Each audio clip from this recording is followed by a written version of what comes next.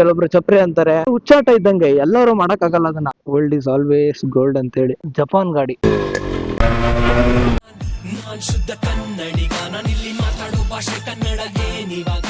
ಎಲ್ಲ ನೀವು normal RX ನ ನೋಡಿರ್ತೀರಾ, ಆದ್ರೆ ಇವತ್ತು ನಮ್ಮ ಹತ್ರ ಒಂದು ಸ್ಪೆಷಲ್ ಆಗಿರೋ ಮಲ್ಬೋರೋ ಎಡಿಷನ್ RX ಅಂತ. ಈ ಮಾರ್ಲ್ಬೋರೋ ಅನ್ನೋದು ಒಂದು ಸಿಗರೇಟ್ ಕಂಪ್ನಿ. ನಮ್ಮ ರಾಯಲ್ ಚಾಲೆಂಜರ್ಸ್ ಯಾವ ತರ ಒಂದು ಲಿಕ್ಕರ್ ಕಂಪ್ನಿನೋ ಅದೇ ತರ ಮಾರ್ಲ್ಬೋರೋ ಅನ್ನೋದು ಕೂಡ ಒಂದು ಸಿಗರೇಟ್ ಕಂಪ್ನಿ. ಇವರು ಮೋಟೋ ಸ್ಪೋರ್ಟ್ಸ್ ನ ಕೂಡ ಕಂಡಕ್ಟ್ ಮಾಡ್ತಾರೆ, ಕೆಲವೊಂದು ಸ್ಪೋರ್ಟ್ಸ್ ಗಳನ್ನ ಕೂಡ ಕಂಡಕ್ಟ್ ಮಾಡ್ತಾರೆ. ಆ ಥೀಮ್ ಅಲ್ಲೇ ಇವರು ಗಾಡಿನ ಪೇಂಟಿಂಗ್ ಮತ್ತೆ ಮಾಡಿಫೈ ಮಾಡಿಸಿದ್ದಾರೆ. ಕ್ರೇಜಿ ಅಂದ್ರೆ ಕ್ರೇಜಿ ರೋಡ್ ಪ್ರೆಸೆನ್ಸ್ ಇದೆ.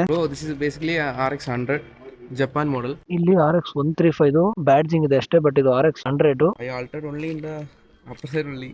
Inside the engine is Paka stock.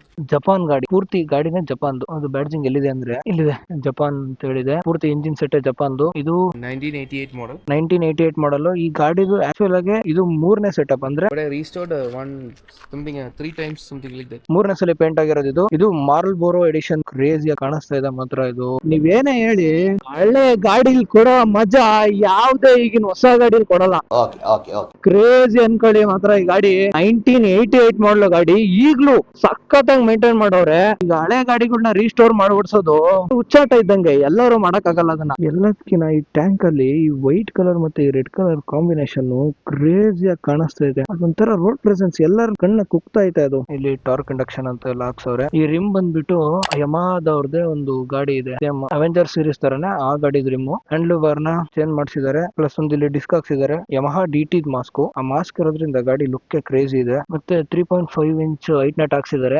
ಗಾಡಿ ಹೈಟ್ ಜಾಸ್ತಿ ಆಗಿದೆ. ಮತ್ತೆ ಹಿಂದ್ಗಡೆ TVS ಸ್ಪೋರ್ಟ್ ಸಸ್ಪೆನ್ಷನ್ ಹಾಕ್ಸಿದ್ದಾರೆ. ಇವರು ಕೀ ಸೆಟ್ ನ ಚೇಂಜ್ ಮಾಡಿಸಿದ್ದಾರೆ. ಅಂದ್ರೆ ಇದು ಹ್ಯಾಂಡಲ್ ಲಾಕ್ ಇಲ್ಲಿ ಬರುತ್ತೆ, ಬಟ್ ಇವರು ಲಾಕ್ ಸೆಟ್ ಇಲ್ಲೇ ಹಾಕ್ಸ್ಕೊಂಡಿದ್ದಾರೆ. ಮತ್ತೆ ಇದು RX ಮೀಟರ್ ಹಾಕ್ಸಿದ್ದಾರೆ. ಇಲ್ಲಿ ಸ್ಪೀಡೋಮೀಟರ್ ಇದೆ, ಇಲ್ಲಿ RPM ಮೀಟರ್ ತೋರಿಸ್ತಾ ಇದೆ. ಮತ್ತೆ ಕ್ವಿಕ್ ಥ್ರಾಟಲ್ ಇದೆ. ನಾರ್ಮಲ್ ಸ್ಟಾಕ್ ಮೇಂಟೈನ್ ಮಾಡಿದ್ದಾರೆ. ಮತ್ತೆ ಈ ಮಡ್ಗಾಡ್ ಬಾಕ್ಸರ್ ಮಡ್ಗಾಡ್, ಮತ್ತೆ ಈ ಫ್ರಂಟ್ ವೀಲ್ RXZ ಇದು ಸ್ಟಾಕ್ ಎಕ್ಸಾಸ್ಟೇ, ಬಟ್ ಮಫ್ಲರ್ ನ ಮಾತ್ರ ಇವರು ಕಸ್ಟಮ್ ಮಾಡ್ಕೊಂಡಿದ್ದಾರೆ. ಅವ್ರಿಗೆ ಯಾವ ತರ ಬೇಕೋ ಆ ತರ ಕಸ್ಟಮ್ ಆಗಿ ಮಫ್ಲರ್ ನ ಬಿಲ್ಡ್ ಮಾಡಿ ಹಾಕ್ಸಿದ್ದಾರೆ. ಬಟ್ ಸೌಂಡ್ ಸಕ್ಕತ್ತಾಗಿದೆ, ತೀರಾ ರ್ಯಾಶ್ ಆಗಿಲ್ಲ ಸೌಂಡ್, ಕೇಳಕ್ ಇಂಪಾಗಿದೆ ಕಿವಿಗೆ. ಕ್ರೇಜಿ ಅಂತಾನೆ ಹೇಳ್ಬೋದು.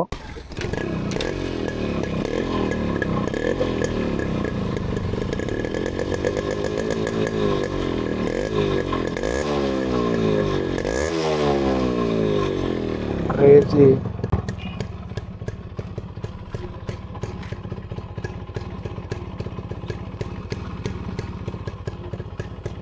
ಈ ಸೀಟ್ ಬಂದ್ಬಿಟ್ಟು ಸುಜುಕಿ ಶೋಗನ್ದು.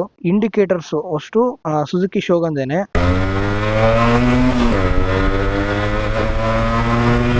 ಮತ್ತೆ ಈ ಡಿಸ್ಕು ಅಪಾಚೆ RTRದು.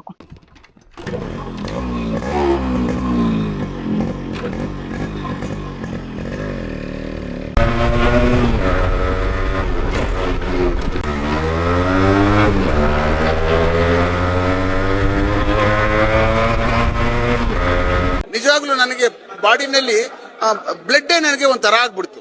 ಈ ಗಾಡಿ ಕೇರಳ ಗಾಡಿ ಗುರು, ಕೆಲವೊಬ್ರು ಚಪ್ರಿ ಅಂತಾರೆ. ಬಟ್ ಆದ್ರೆ ಒಬ್ಬ ರಿಯಲ್ ಬೈಕರ್ ಅಥವಾ ಒಬ್ಬ ಬೈಕ್ ಎಂಥೂಸಿಯಾಸ್ಟ್ ಗೆ ಆ ಗಾಡಿ ಯಾರಿಗ್ ಸಂಬಂಧಪಟ್ಟಿದ್ದಂತಾನು ಇಂಪಾರ್ಟೆಂಟ್ ಆಗಲ್ಲ. ಆ ಗಾಡಿ ಯಾವ ರೀತಿ ಮಾಡಿಫೈ ಆಗಿದೆ, ಮತ್ತೆ ಆ ಗಾಡಿ ಯಾವ ತರ ಕ್ರಿಯೇಟಿವ್ ಆಗಿ ಕಾಣುತ್ತೆ ಅನ್ನೋದು ಮಾತ್ರ ಇಂಪಾರ್ಟೆಂಟ್ ಆಗುತ್ತೆ. ಅದೇನ್ ಮಾತಂತ ಹೇಳಿದ್ರಿ ಸರ್ ನೀವು?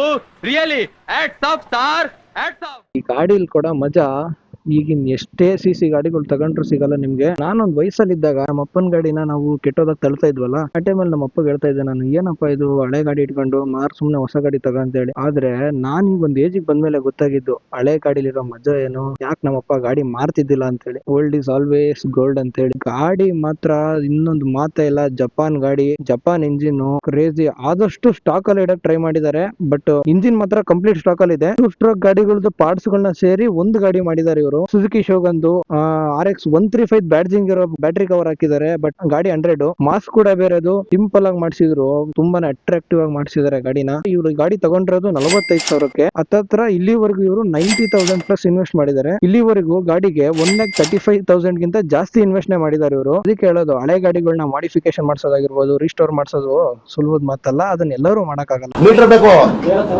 ಮೀಟರ್